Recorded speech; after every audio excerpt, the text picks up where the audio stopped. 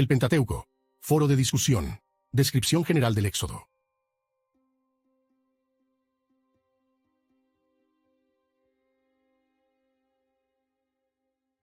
¿Cuándo fue escrito el libro de Éxodo? Nosotros no sabemos con exactitud cuándo fue escrito el libro de Éxodo, pero sí fue escrito por Moisés, como seguramente fue en su totalidad. Entonces fue escrito durante la vida de Moisés. Obviamente se escribió antes de todos los eventos de la liberación de los israelitas de Egipto, por lo que fue escrito en algún momento entre el viaje del Éxodo de Egipto y la muerte de Moisés al final del libro de Deuteronomio. ¿Cuándo se escribió el libro de Éxodo? Bueno, es difícil saberlo. No lo sabemos con certeza. Moisés puso su parte al escribir el Pentateuco. Me refiero a la autoría mosaica esencial del Pentateuco. ¿Cuándo lo escribió? Bueno, nuevamente Moisés les dejó algo a los israelitas en la planicie de Moab antes de morir e irse con el Señor. Así que parece que a lo largo del viaje se le ordenó escribir para el Señor. Así que tiene sentido que durante el caminar por 40 años en el viaje, Moisés estuviera escribiendo cosas y se las estuviera dando como legado a los israelitas. ¿Cuál es el propósito literario del libro de Éxodo? El propósito literario del libro de Éxodo se vuelve claro desde el principio cuando vamos al libro de Éxodo y lo comenzamos a leer. El libro comienza diciendo: estos son los nombres de los hijos de Israel que fueron a Egipto. Y de hecho, en hebreo, el libro de Éxodo es comúnmente llamado Shemot, nombres, y se trata acerca de la identidad del pueblo de Dios, Israel, y aún más importante que esto, acerca de la identidad y el carácter de su Dios, Yahvé, Jehová, el Señor que viene y visita desde Egipto para cumplir sus promesas, los guía con su mano poderosa en el viaje, mostrándoles su gran compasión, provisión y justicia en el desierto, haciendo un pacto con ellos y guiándolos como su propio pueblo. Por lo tanto, en su corazón responde a la pregunta: ¿quién es Dios? Y responde la pregunta: ¿quién es Israel? ¿Quiénes son el pueblo de Dios? Si queremos entender el propósito literario del libro de Éxodo, una buena manera de empezar sería pensar en su estructura en conjunto. ¿Qué contiene? ¿Qué opina usted sobre el libro del Éxodo? Bueno, supongo que la mayoría de la gente piensa: oh, ese es el libro que trata de cómo Dios sacó a los israelitas de Egipto. Es sobre el Éxodo, ¿no? Sí, lo es. Pero contiene historias sobre su viaje después de que fueron sacados de Egipto. Tiempo en el desierto donde... ¿Por qué está ahí? Y luego, tiene varias leyes y luego instrucciones sobre cómo construir el tabernáculo.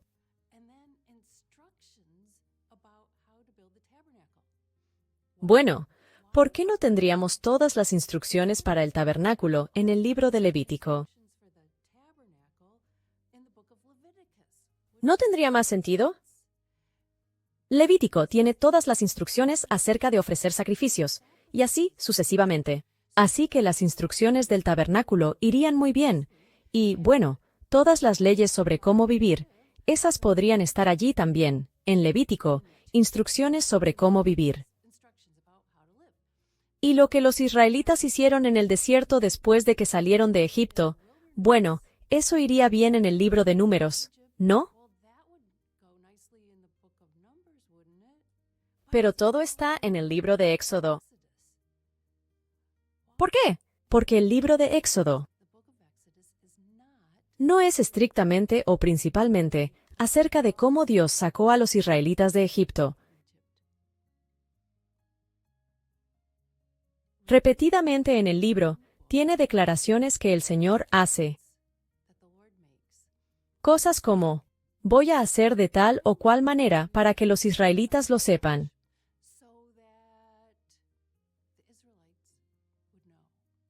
En realidad, Él dice, para que lo sepan, cuando habla con Moisés, o a los israelitas, para que sepan que yo soy el Señor.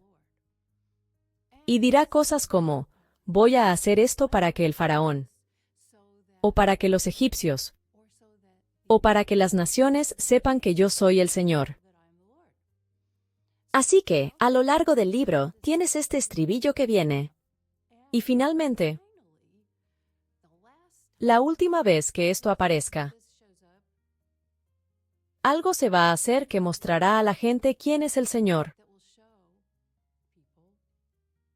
Pero entonces será lo que los israelitas hagan para mostrarlo.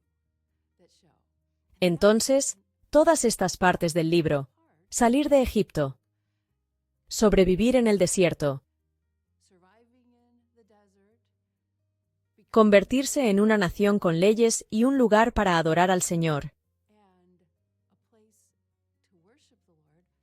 Todas esas partes están unidas con este estribillo. Este motivo, este tema de acción, que conduce al conocimiento de quién es el Señor.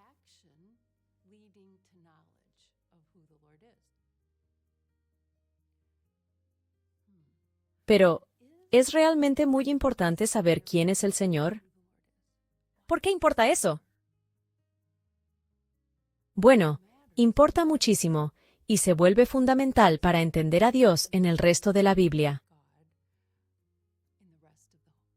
De modo que las alusiones al libro de Éxodo se muestran en toda la Biblia. Los temas, las ideas y los conceptos prevalecen desde Éxodo hasta el final del libro de Apocalipsis. Puede encontrar ecos de lo que sucedió en el libro de Éxodo. Porque es terriblemente importante saber quién es el Señor. No porque Él necesite ser conocido, sino porque es bueno para nosotros saber quién es Él. Para entender quiénes somos. Y eso es lo que estaba pasando en Éxodo.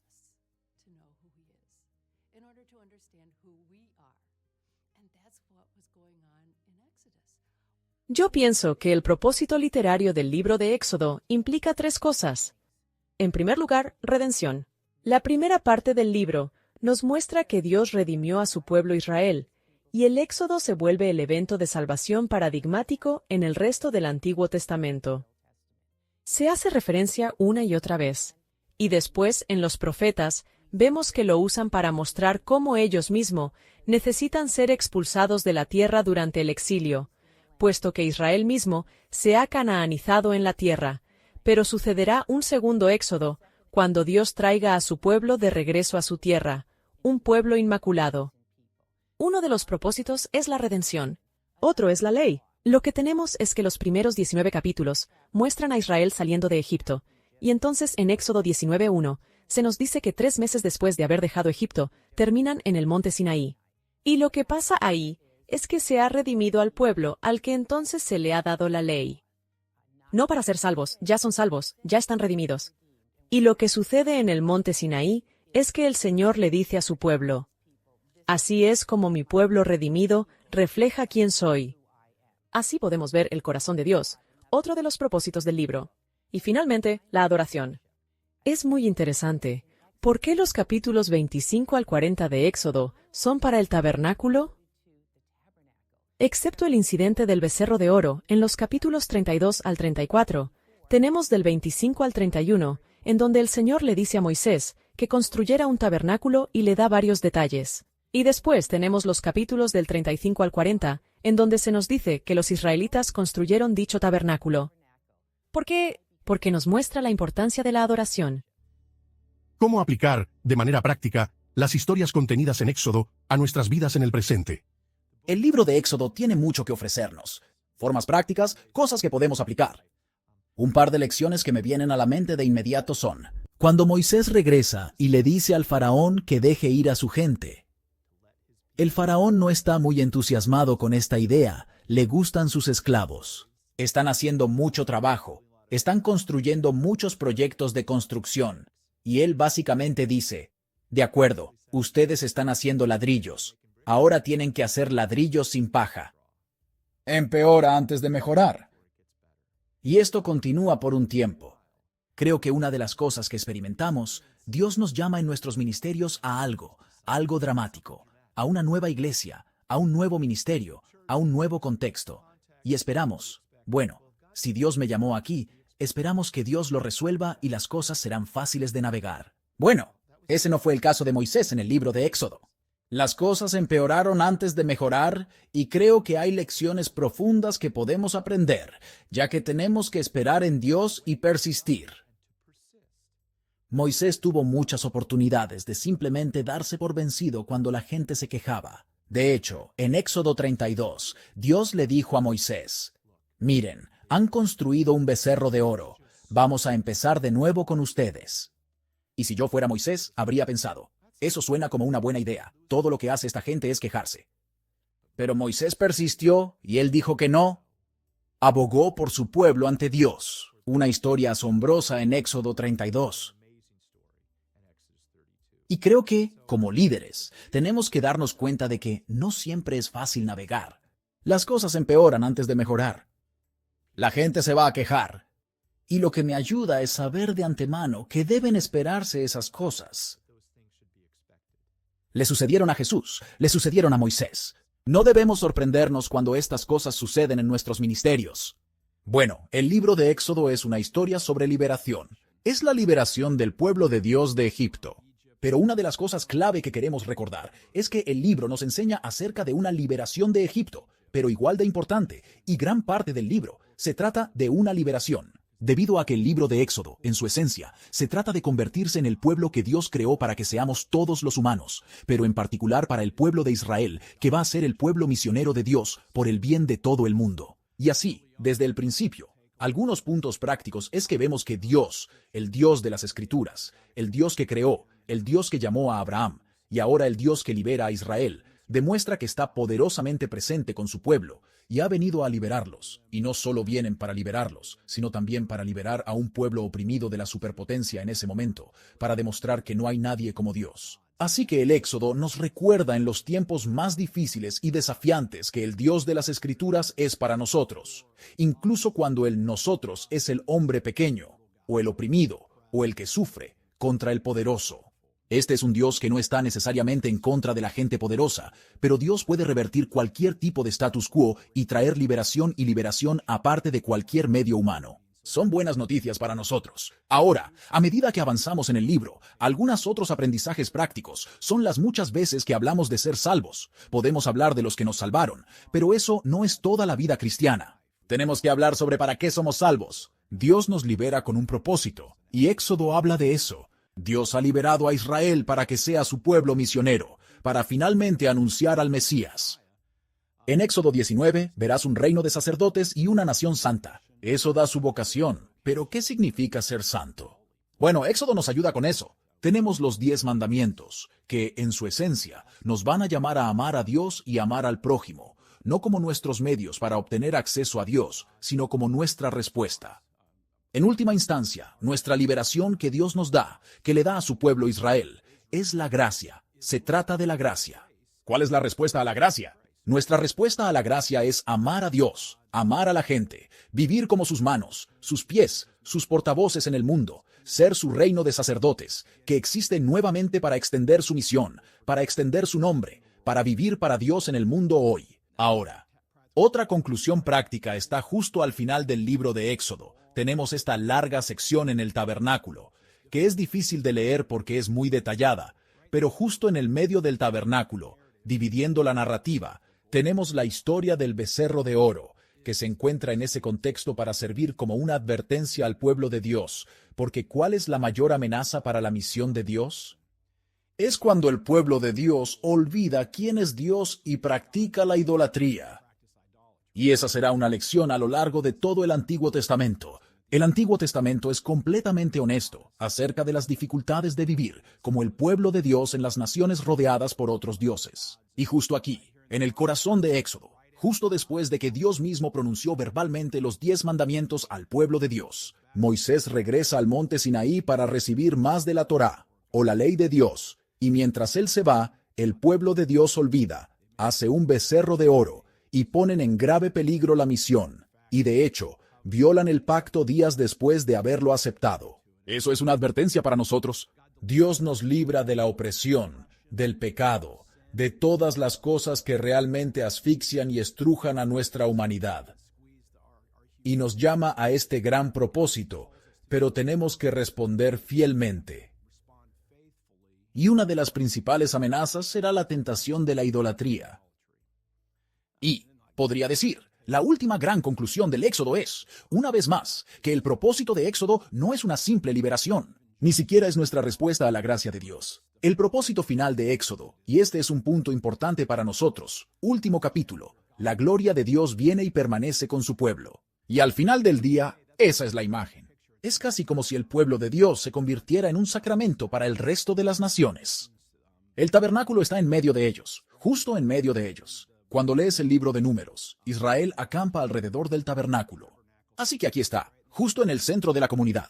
El mundo rodea a Israel por todos lados, y aquí está el pueblo de Dios con la presencia real de Dios en medio de ellos, y funcionan esencialmente como sacerdotes de Dios para el resto de las naciones. Y esa es nuestra última conclusión. Se trata de la misión.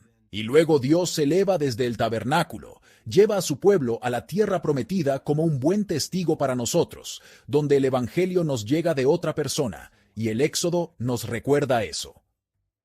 Las historias del Éxodo son muy prácticas para nosotros todos los días, porque leemos en Éxodo, donde Dios viene en favor de las personas. Él los bendice, o sea, los rescata de la esclavitud y comienzan a quejarse. Regresan y dicen, «Oh, no nos estás tratando bien». Empiezan a rebelarse contra alguien que los rescata.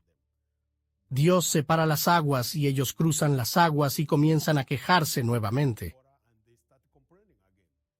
Entonces es un reflejo de quienes somos como seres humanos. No recordamos los milagros de ayer y los revivimos hoy.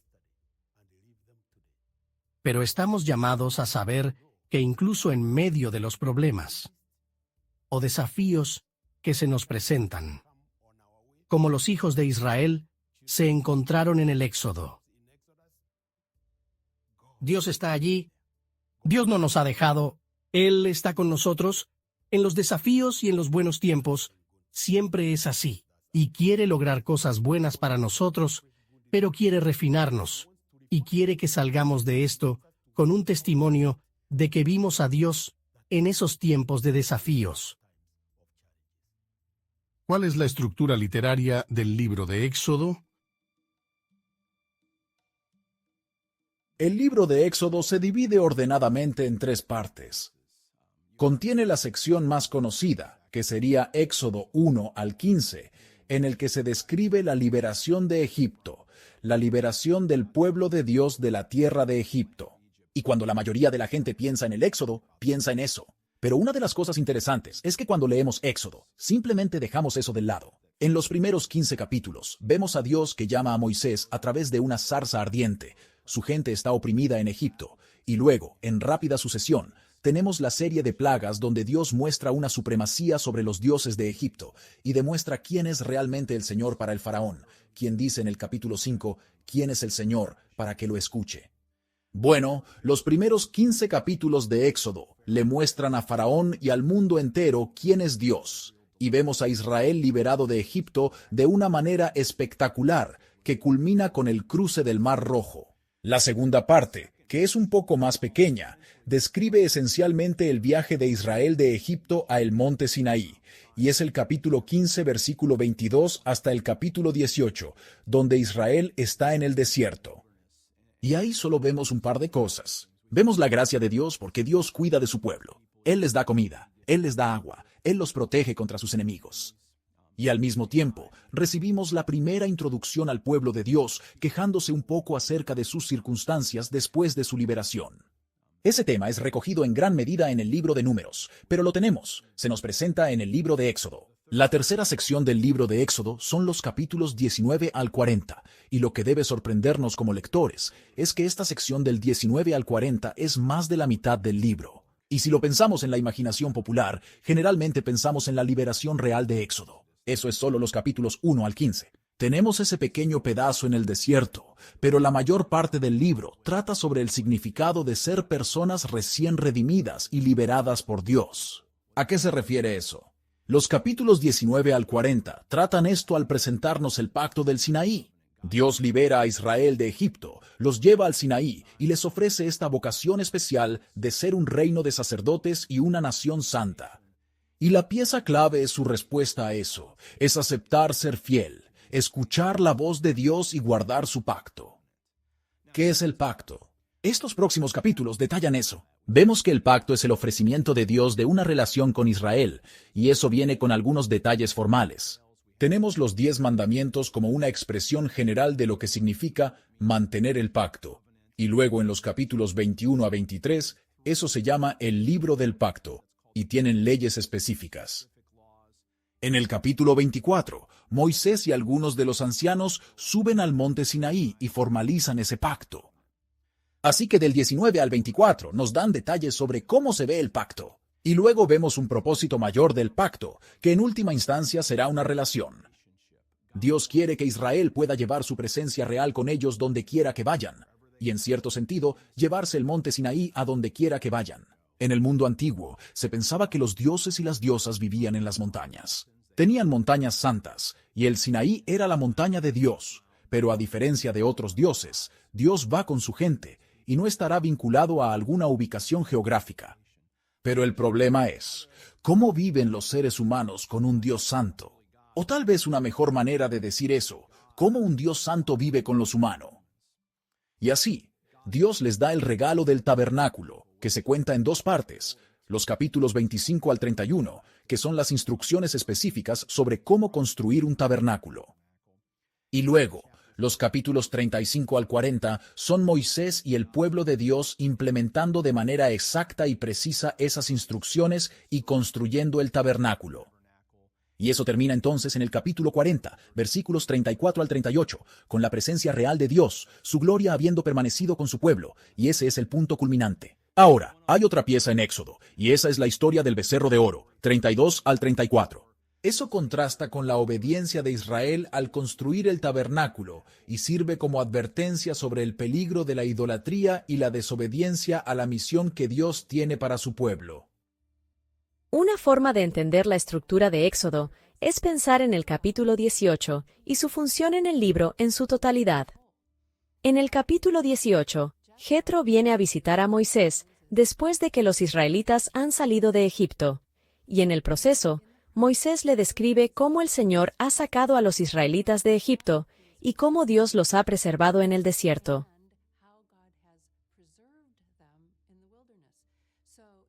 Entonces, básicamente da la oportunidad de recordar, de repasar, por así decirlo, a Moisés reflexionando sobre lo que ha sucedido, y, como resultado de escuchar todo esto, Jetro dice: «Oh, ahora veo exactamente de lo que estás hablando».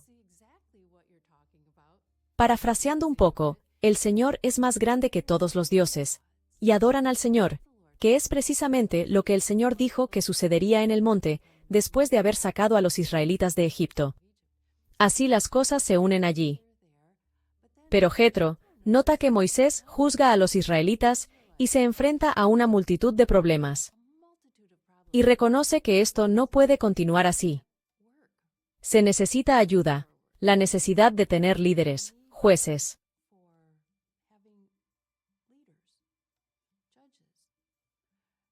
Y así, observando hacia el futuro de Israel y cómo procederá en su preparación como nación para el resto del libro, en la entrega de la ley, el pacto y la construcción de un tabernáculo.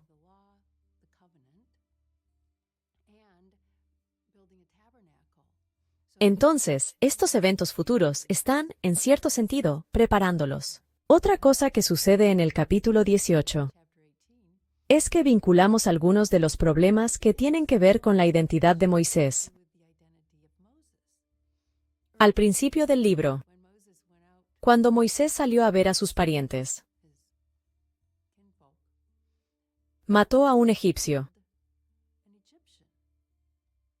Y más tarde se supo.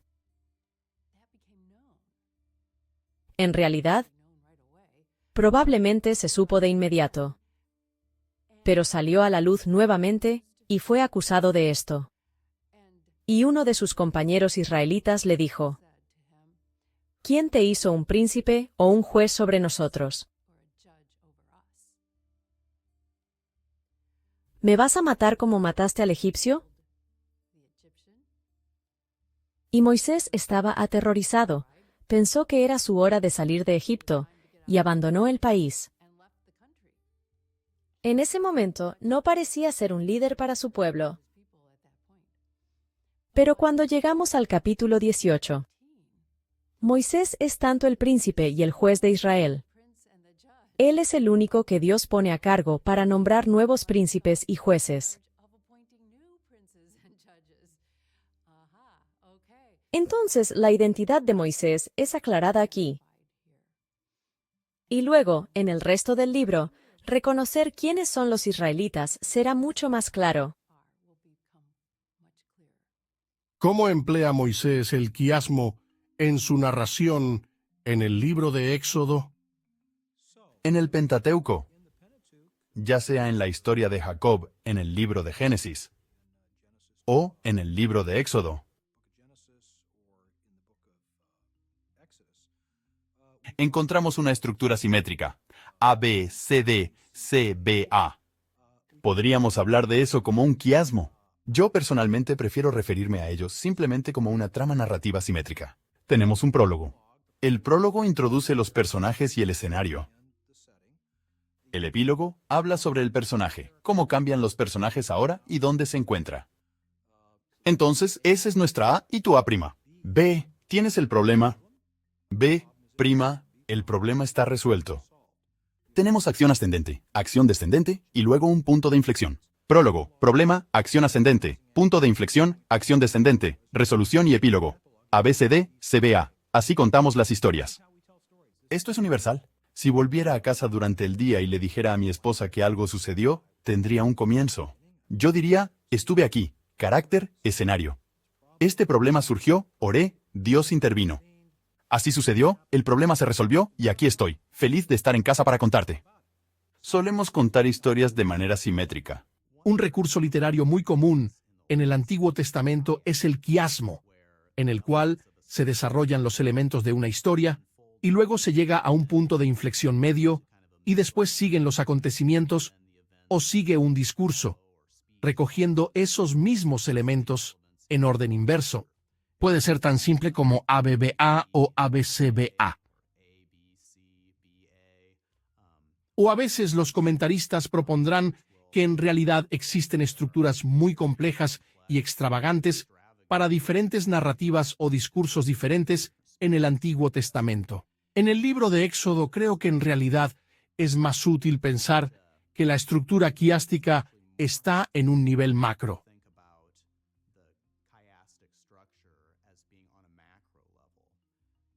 Es posible que haya lecturas individuales dentro del libro, escenas individuales o episodios que tengan una estructura quiástica. Pero me parece sorprendente la forma en que el libro en su conjunto presenta tantos temas cerca de su principio que luego descubren que son inversos hacia el final del libro. Y así, tenemos cosas como la casa de Jacob, que bajó a Egipto al principio del libro. Estos son los nombres de los hijos de Israel que bajaron a Egipto, cada uno con su casa. Y allí viven ellos, a través de la narrativa, en Egipto. La casa de los esclavos es llamada, en el monte Sinaí, cuando son sacados. Yo soy el Señor tu Dios que te sacó de la tierra de Egipto, de la casa de los esclavos. Y luego el libro termina con esta referencia a las personas que han sido llamadas los hijos de Israel o la congregación de los hijos de Israel a lo largo de todo el libro. Se refiere a ellos en la escena final del libro como la casa de Israel. Habla de la gloria de Yahvé estuvo en el tabernáculo día y noche a la vista de la casa de Israel. Entonces tenemos movimiento de las familias que se derrumban, su tiempo en la casa de los esclavos y luego se convierten en la casa de Israel. Hay una serie de otras dimensiones de quiasmo desde el principio. Para terminar en el libro de Éxodo, tenemos a la gente que trabaja para construir en Egipto.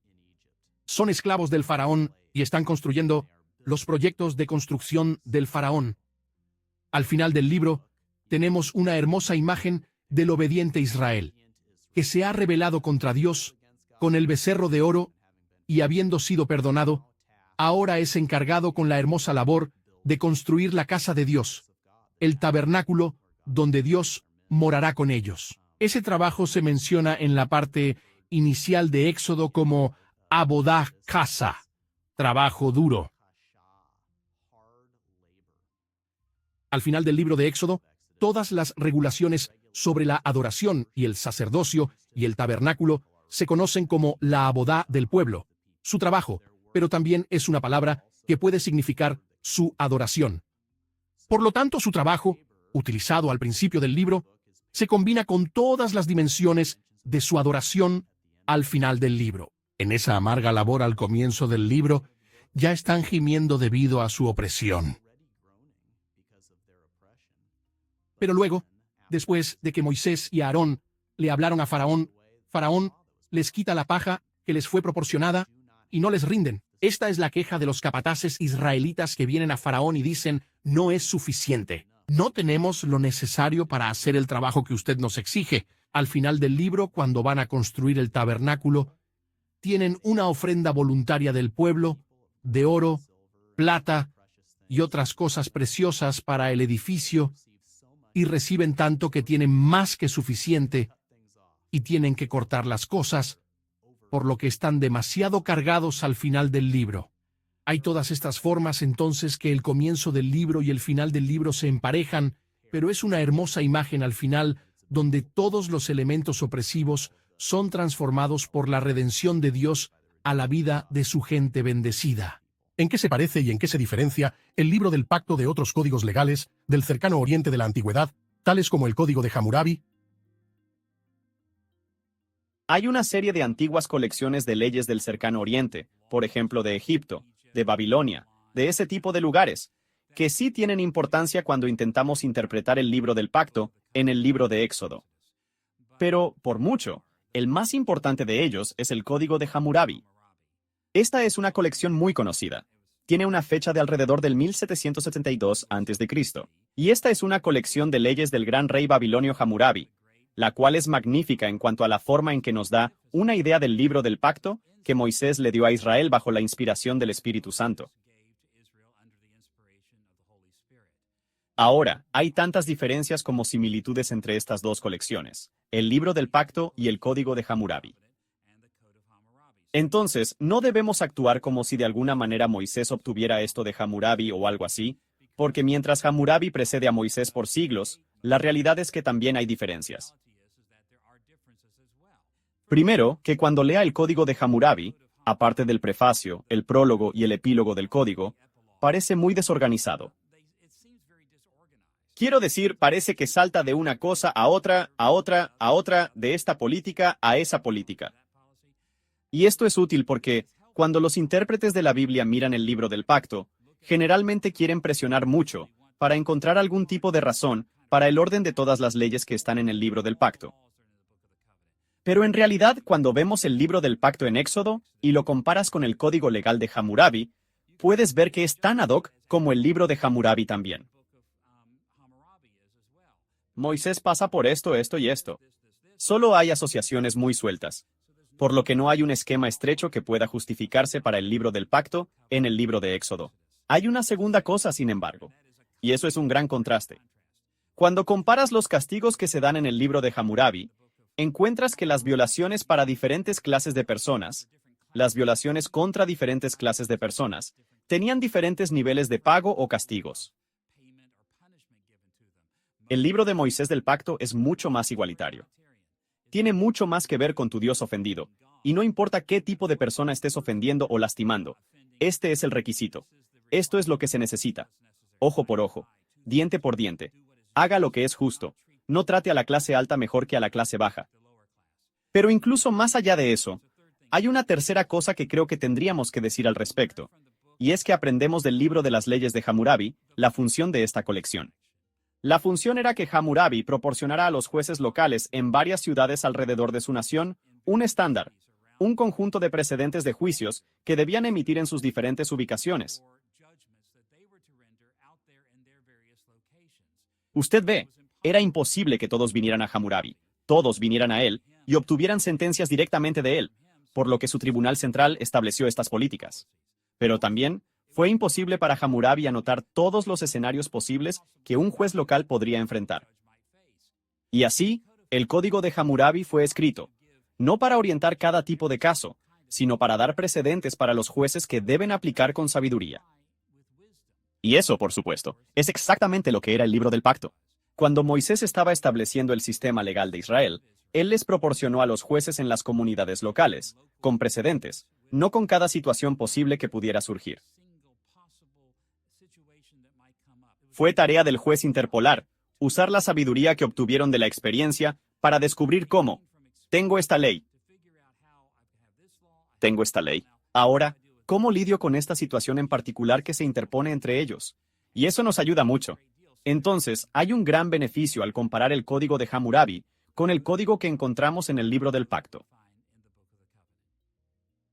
A menudo nos referimos al final de Éxodo 20 o incluso a Éxodo 21 al 23 como el Libro del Pacto.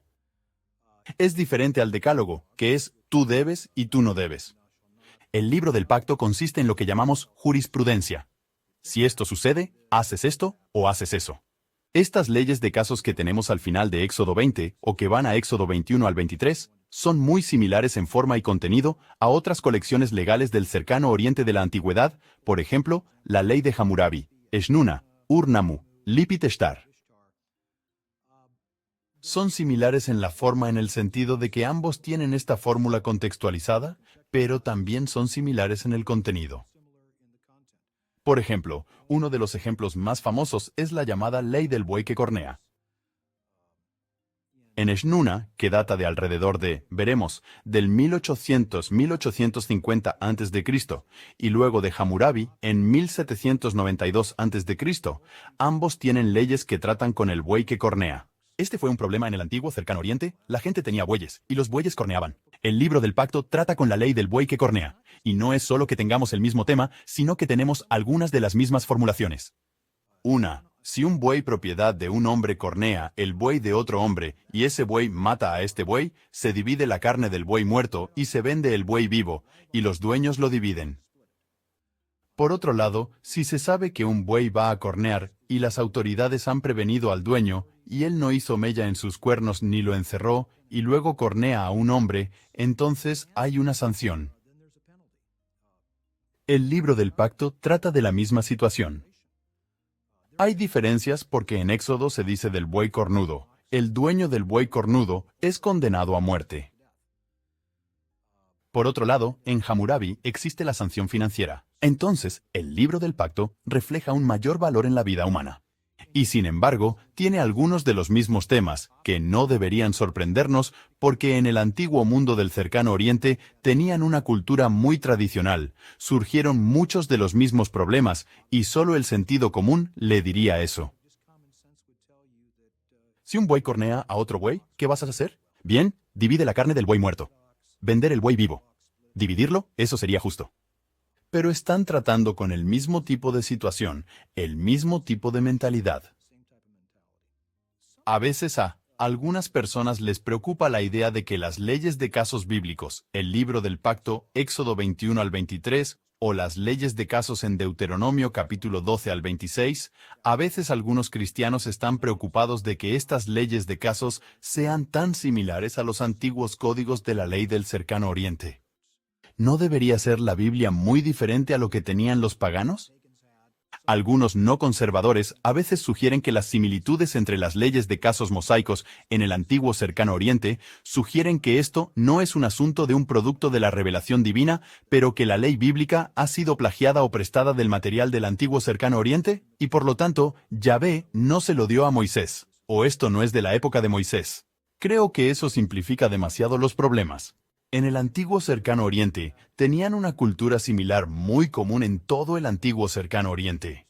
Veamos, el antiguo cercano oriente no era mucho más grande que Texas. Y si ha tenido una cultura similar durante un par de miles de años, surgieron muchas prácticas tradicionales. Hubo una tradición legal común. Y tomo la conciencia humana informada por la gracia común, la revelación general, Dios actuando en el corazón humano. Hay un sentido común de justicia en todo el mundo cuando hablamos de Dios obrando en el corazón. Y por lo tanto, no me preocupa el hecho de que tenemos situaciones similares y soluciones similares para los problemas. Si así lo desea, Yahvé, Dios, escribió su ley en el corazón de Hammurabi y Eshnuna, estos antiguos reyes del cercano oriente, y lo estaban haciendo bien. Y luego, escribió su ley en piedra en el Sinaí. Así que tomo esto como todo del mismo Dios. ¿Qué significado tuvieron los festivales del Antiguo Testamento, los sábados, las oraciones, los sacrificios y otras ceremonias en los creyentes del Antiguo Testamento? En la vida de los creyentes del Antiguo Testamento, los diversos festivales, las celebraciones del sábado, las ofrendas de sacrificio que se hicieron, desempeñaron un papel muy importante. Primero que todo, debían recordarle a Israel que su vida como pueblo de Dios era un regalo para ellos. Por ejemplo, la Pascua estaba destinada a recordarles que una vez fueron esclavos en Egipto, y Dios y solo Dios los ha liberado. Pero no solo para recordarles que fueron liberados, porque fueron liberados de Egipto, para ser llevados a Sinaí donde Dios establecería su pacto con ellos. Así que la vida festiva de Israel debía ser un recordatorio para ellos de que Dios y solo Dios los ha llamado a ser su pueblo, a recordar las obras poderosas de Dios para salvarlos. Los sábados tenían el propósito de recordarles dos cosas: que el mundo es de Yahvé y que no se crearon a sí mismos, y no se liberaron de la esclavitud. En Éxodo, Moisés dice: guarda el sábado porque en el día de reposo Dios descansa. En el libro de Deuteronomio, Moisés dice: guarda el sábado porque no solo Dios descansa en el día de reposo, sino que recuerda que alguna vez fueron esclavos en Egipto. Por lo tanto, todas estas festividades fueron hechas para recordarles lo que Dios ha hecho para redimirlos, y para recordarles que son, solo, el pueblo de Dios debido a la bondad de Dios para con ellos. Y fuera de esas prácticas, tienen su forma de vida, su forma de comprensión propia, para que comiencen y continúen respondiendo fielmente a Dios en vidas de obediencia, confianza, amor y servicio.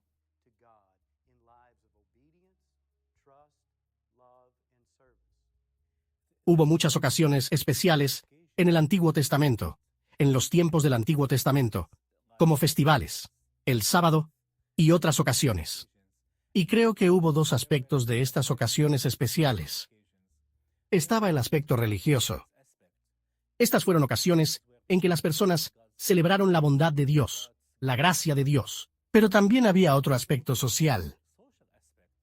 Creo que en estas ocasiones especiales, las personas se unieron para fortalecer sus relaciones, para disfrutar de su vida como comunidad, algo que es muy necesario en nuestros días. Además de ese aspecto religioso, el sábado fue un día de adoración, pero también fue un día de descanso.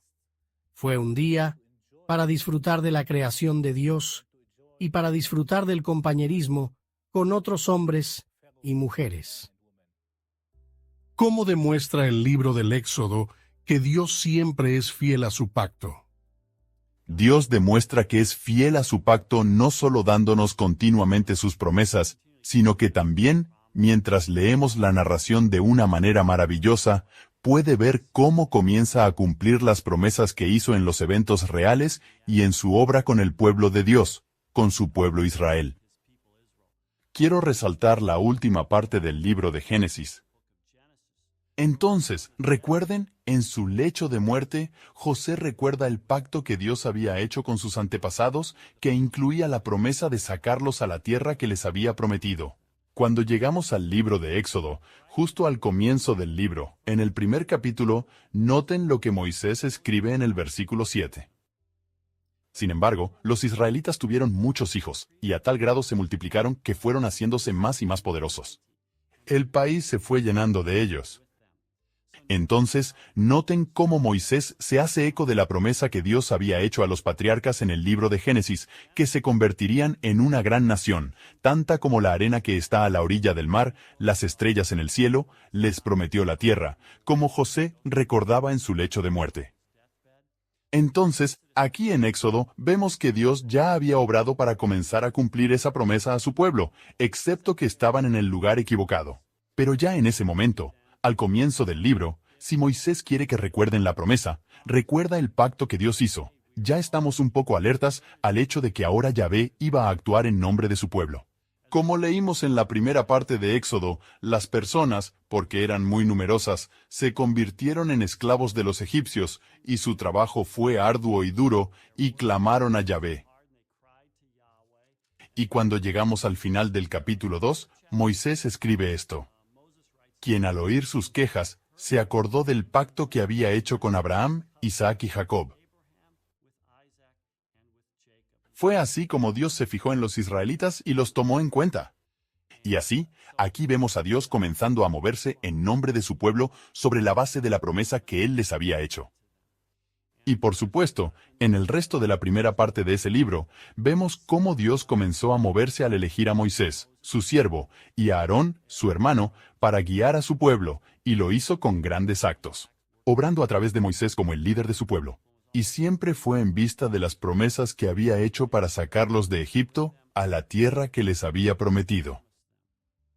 Uno de los temas principales en el libro de Éxodo es la fidelidad de Dios a sus promesas, su fidelidad al pacto que Él ha hecho con su pueblo. El libro de Génesis termina con una preparación para el libro de Éxodo con José, diciendo a sus hermanos que Dios los visitará en Egipto y los traerá.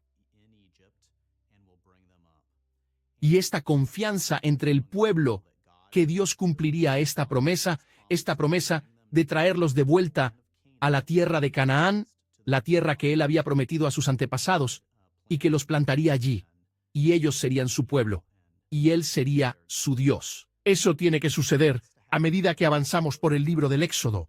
Eso tiene que suceder porque Dios lo ha prometido, y el Dios que lo prometió es fiel.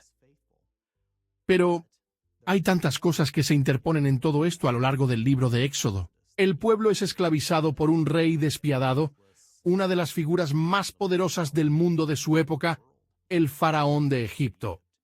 Y parece imposible que el pueblo de Dios salga de esa situación y vaya a la tierra que Dios ha prometido a sus antepasados.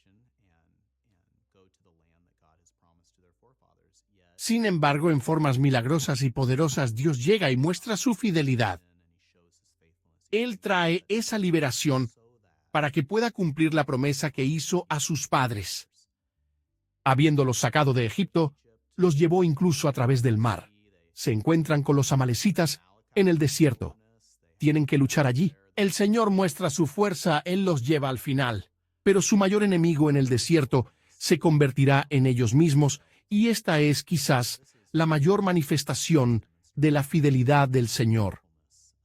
Esta palabra hebrea, el chesed del Señor, su misericordia, su fidelidad persistente y misericordiosa a su pueblo, que incluso cuando se muestran a sí mismos en todos los sentidos, al igual que el faraón, al igual que merece el juicio de Dios como faraón, rígido de cuello, Dios los llama, y Él usa la misma raíz de la palabra que fue usada para el endurecimiento del corazón de Faraón. Así como el faraón era duro de corazón, el pueblo es duro de cuello. Son rebeldes, son pecaminosos, pero la misericordia de Dios encuentra una manera, y a través de la sangre expiatoria, a través de la mediación de Moisés, a través de expresar su gran misericordia y compasión y perdón, Él encuentra una manera de ir con el pueblo y de guiarlos, y seguir dirigiéndolos hacia esa tierra de promesas. Una de las cosas que el libro del Éxodo nos demuestra es la fidelidad de Dios a su pacto. Así, el libro comienza con los israelitas de la esclavitud en Egipto, y sin embargo, el Señor escucha el clamor de su pueblo. Así que levanta a Moisés como un libertador, y él libera al pueblo de la esclavitud. Y el periodo de tiempo es de 3 meses entre abandonar Egipto y entrar en el monte Sinaí. Lo sabemos debido a que el Éxodo 15 es el relato poético de la travesía del Mar Rojo. Y luego llegamos a los capítulos 16, 17 y 18. En el 19, nos dice que son 3 meses fuera de Egipto y se encuentra en el monte Sinaí. Así, incluso en la marcha, Dios les libera de la esclavitud. ¿Y qué sucede? Bien, lo que las personas hacen es empezar a refunfuñar y quejarse. ¿Y qué hace el Señor? Él escucha sus murmuraciones y quejas. ¿Y qué hace? Les da el maná y las codornices. Entonces, Él les da también agua, y luego lo que tenemos en Éxodo capítulo 20, los lleva al monte Sinaí, capítulo 19, y a pesar de que han estado quejándose y quejándose, ¿qué hace? Él dice, te he llevado en las alas de las águilas, te he traído aquí, ustedes son mi pueblo, y Él continúa en relación de pacto con ellos en la entrega de la ley. Y luego, en el capítulo 25, le dice a Moisés, este es un pasaje asombroso, le dice a Moisés, después me harán un santuario, para que yo habite entre ustedes. El principio de Emanuel. Dios quiere estar con su pueblo. Entonces, todos estos capítulos están describiendo todos los detalles del tabernáculo, y luego tenemos el incidente del becerro de oro, que está emparedado alrededor de la adoración apropiada. Y sin embargo, después del incidente del becerro de oro, está esta conversación entre Moisés y Yahvé sigue estando con su pueblo, para que al final del libro veamos su gran fidelidad de pacto. El tabernáculo está construido, y se nos dice que la gloria del Señor llenó el tabernáculo. Así que Dios ha venido a estar con su pueblo. Él permanece fiel al pacto a pesar de la infidelidad de Israel. ¿Qué significa la palabra Yahvé? La cuestión del significado de la palabra Yahvé ha sido un tema, evidentemente, de mucho diálogo y discusión sobre el curso de la interpretación bíblica. Está claramente y estrechamente relacionado con la inauguración, la iniciación de la relación de Dios con Moisés y el pueblo de Israel a través del pacto mosaico tanto en Éxodo 3 como en Éxodo 6, y está claramente ligado a este nuevo arreglo que Dios ha hecho con su pueblo. Marca un nuevo tipo de relación que está entablado con su pueblo, que incluso Abraham, Isaac y Jacob no han experimentado o han sido capaces de comprender de una manera única. Así, el término o el título Yahvé suele ser pacto. Lo general se usa para enfocarse en la relación del pacto de Dios con su pueblo, y en la forma en que se ocupa de cuidarlos y atraer su adoración hacia Él. Pero la palabra está estrechamente relacionada con el pacto mosaico. No significa que no se usó en años anteriores o en arreglos anteriores, pero no se usó de esa manera. En otras palabras, marca un cambio que está teniendo lugar cuando Dios entra en su relación con Moisés. Ahora hay una variedad de teorías sobre por qué debemos vocalizarla Yahvé y no otra cosa, o por qué debemos pronunciarla como la palabra Yahvé. Uno que prevalece que me parece bastante convincente es la idea de que Yahvé Sabaoth, que a menudo se traduce como Señor de los ejércitos o Señor de las huestes celestiales, es en realidad la versión más completa del nombre Yahvé, y que si leemos a Yahvé como una forma verbal que se refiere a algo como Dios está causando algo, o en este caso, causando que los ejércitos celestiales, las huestes celestiales, sean. Entonces muestra que el papel de Dios, o el papel de Yahvé, es uno de creación, pero no meramente de la creación. Es la creación como rey guerrero. Él está creando a las huestes celestiales para llevar su voluntad al cosmos. La palabra Yahvé se deriva de 4 consonantes hebreas y llamamos a eso tetragramatón, tetra, refiriéndose a 4 consonantes. Realmente no sabemos cómo se vocalizaron esas 4 consonantes, es decir, qué vocales se adjuntaron a esas consonantes para que pudiéramos nombrarlas. Parte de la razón por la que no sabemos es porque la tradición judía tenía una práctica de no pronunciar la palabra que ahora llamamos Yahvé. Sin embargo, lo que dirían en su lugar era Adonai, o en la Septuaginta, Kurios, que significan Señor. Ya que la palabra Yahvé aparece con mayor frecuencia en un contexto de pacto donde los propósitos redentores de Dios están a la vista, y desde la tradición, tanto la traducción judía como la griega del Antiguo Testamento la han traducido con palabras que significan Señor. Yo diría que Yahvé significa el Señor del pacto de Israel. Tomás de Aquino en su Suma tomó el nombre de Yahvé como una declaración del ser. Dios dice a Moisés, y a través de Moisés, a los israelitas: yo soy el Dios que existe contra los dioses que no existen. El problema con esto es que uno viene de una especie de enfoque de filosofía del ser para la lectura del texto, pero es también una especie de trivialización, si puedo decirlo así. No encaja en el contexto en absoluto. Es como si Moisés hubiera subido a la montaña. Va a ver esta gran luz. Él entra en este arbusto. Está ardiendo, pero no se está consumiendo. Y luego habla. Y Moisés dice: ¿quién les diré que me envió? Y Dios dice: yo existo. Y puedo imaginarme a Moisés: sí, lo entiendo, pero ¿cómo te llamas? ¿Quién eres en realidad? Pero el contexto aquí es que Dios le está dando su nombre a su pueblo. Quiere que lo invoquen. Recuerdo a Gillen Van Gemeren diciendo que el nombre de Dios, Yahvé, es como en su tarjeta de presentación, donde dice Elohim, creador de todo. Y luego escribe Yahvé y su número de teléfono personal en la parte de atrás, y él se lo da a su gente. Usted puede encontrarme. Puedes hacer contacto conmigo 24/7. Siempre estoy a tu disposición. Y lo que es interesante es el nombre del pacto. Aparece en todo el Antiguo Testamento en el contexto de Dios entrando en una relación de pacto. Entonces, ¿qué significa Yahvé? Yahvé significa que yo soy el único que siempre es fiel. Yo soy el que mantiene la promesa. Yo soy el que está aquí para ti. Soy tu Dios. Cómo el libro de Éxodo presenta a Dios como un rey guerrero que lucha en nombre de su pueblo. Una de las representaciones más significativas del Señor en el Antiguo Testamento es el papel de Dios como rey. Y como rey, Él tendría múltiples deberes, al igual que cualquier otro antiguo rey del cercano Oriente. Múltiples deberes y funciones que dan luz a su cargo como rey. Una de esas funciones habría sido una función guerrera. Verás, en el antiguo cercano Oriente, el rey era considerado el líder de los ejércitos, el líder de las huestes de su nación, y como tal, también era el más grande guerrero. Así que Dios, o el Señor, siendo un guerrero a lo largo del Antiguo Testamento, representa a Dios como un rey que es un rey. Sale y defiende, lucha, libra y protege a su propia gente.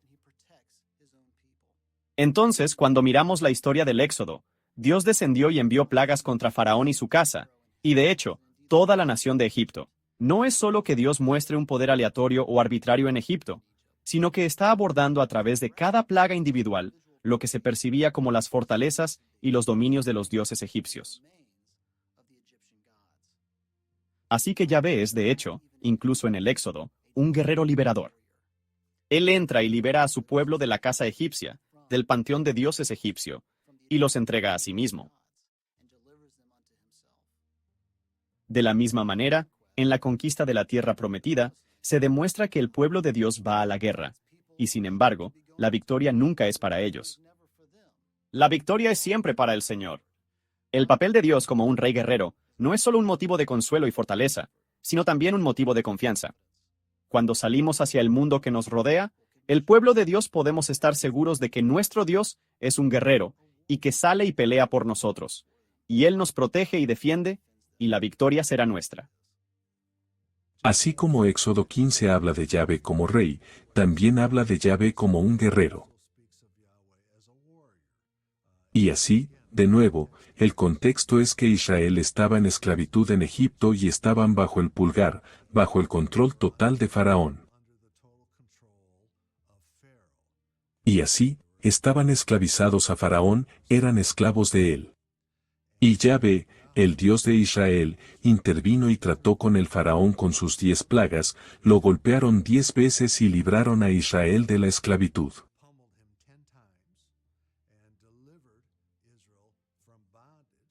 Y en ese sentido podríamos decir que Yahvé, el Dios de Israel, fue a la guerra contra Faraón, el tipo de Dios rey, el encarnado, el rey de Egipto. Y así, Yahvé entró en guerra contra el Faraón y lo derrotó y lo entregó a su pueblo de la esclavitud. Así que tenía que haber una batalla para que exista libertad para el pueblo de Dios. Y así en Éxodo 15, Moisés canta a Yahvé, cantaré al Señor, que se ha coronado de triunfo arrojando al mar caballos y jinetes.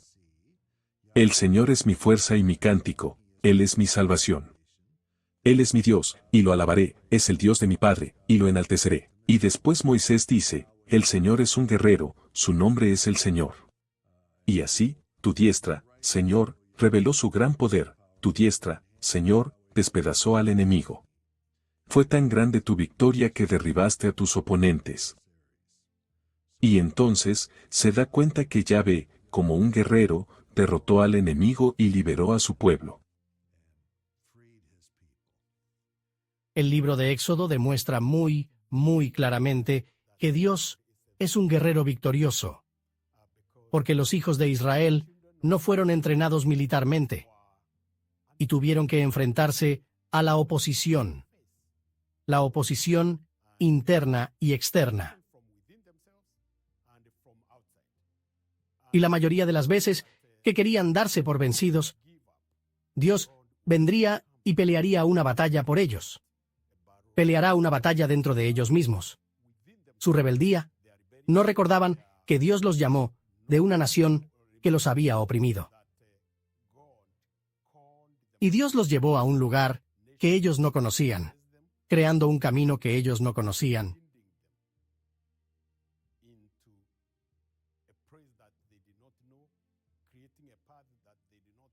No tenían una brújula que les diera instrucciones, pero Dios lo sabía. Él sabía de antemano a dónde los estaba llevando, y sabía el camino que tomarían. Dios proveyó y Dios luchó por ellos. En el libro de Éxodo, Dios aparece como un poderoso rey guerrero, un estilo típico en el antiguo Cercano Oriente. Por supuesto, muchos han señalado que a través de las plagas, Dios derrota a varias deidades de Egipto, pero creo que esto realmente culmina en el Mar Rojo y el canto de la victoria en el capítulo 15, donde Dios es llamado un Ish Milama, un hombre de guerra, un idioma que significa un guerrero. Así que, Él ha llamado específicamente a esto. Y por supuesto, en el Mar Rojo derrota a los carros de Egipto. Este poderoso rey guerrero, si nos basamos en fecha temprana del Éxodo, sería Amenhotep II. Si nos basamos en la fecha posterior del Éxodo, sería Ramses II. De cualquier manera, tenemos un poderoso faraón con su fuerza de carruaje, y el Señor aniquila esta fuerza. Irónicamente, usando el mar, porque a menudo en el antiguo Cercano Oriente, el mar es un símbolo de caos y oposición al rey guerrero. Pero Yahvé es un guerrero poderoso. Puede usar el mar como su instrumento para derrotar a la poderosa fuerza egipcia. ¿De qué maneras los 10 mandamientos revelan la gracia de Dios? Los 10 mandamientos revelan la gracia de Dios en que Dios ha dividido los 10 mandamientos en 2 partes. Los 4 primeros mandamientos se tratan de nuestra relación con Él. ¿Quiere que lo sepamos? Es tan agraciado que no nos deja adivinar, así que lo pone delante de nosotros para que podamos saber y conocerlo, y establecer una relación con Él. La segunda parte son 6 que se relacionan con nosotros y otros seres humanos. Y Dios quiere que tengamos una gran relación como seres humanos porque Él nos creó como una familia y quiere que nos amemos unos a otros. Él quiere que perdonemos, quiere que no nos alejemos el uno del otro, quiere que nos ayudemos el uno al otro. Entonces estos dos nos acercan a Dios. Cuando lo miramos vertical y horizontalmente, cuando nos relacionamos de manera correcta. Los 10 mandamientos son un poderoso testimonio de la gracia de Dios.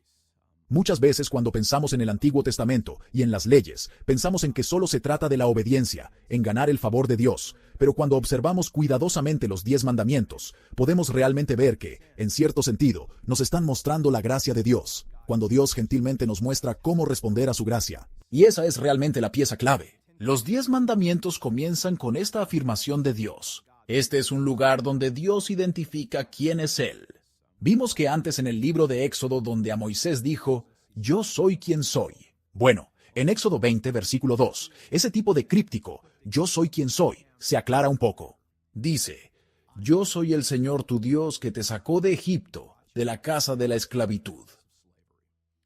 Por lo tanto, esa es una declaración dramática acerca de la gracia de Dios. Antes de que Dios le dé alguna ley a su pueblo, Dios les recuerda su gracia. Yo soy el Señor tu Dios que te sacó de Egipto, de la casa de la esclavitud. Y lo que hace es establecer el resto de los 10 mandamientos, no como leyes para convertirse en el pueblo de Dios, sino que da al pueblo de Dios un espíritu o una forma de vida que les permite responder a la gracia de Dios. De hecho, en la sinagoga, las personas judías en realidad toman esa declaración como el primer mandamiento. Yo soy el Señor tu Dios que te sacó de Egipto, como una manera de recordarse a sí mismos acerca de la gracia. Al avanzar a través del resto de los 10 mandamientos, ¿cómo respondemos a la gracia de Dios? ¿Cómo vivimos como personas que han sido entregadas? Bueno, los 10 mandamientos básicamente tienen 2 secciones que están conectadas por el mandamiento del sábado. En los primeros mandamientos tenemos esencialmente cómo amas a Dios. Y amas a Dios al no tener otros dioses delante del Señor, al no hacer esculturas o imágenes de Dios, y al no tomar el nombre del Señor en vano. Por lo tanto, amamos a Dios al no practicar la idolatría, esencialmente. Esa es la única pieza. Tenemos esta relación vertical con Dios, y vemos que Dios quiere que respondamos a su gracia al estar plenamente en lealtad hacia Él.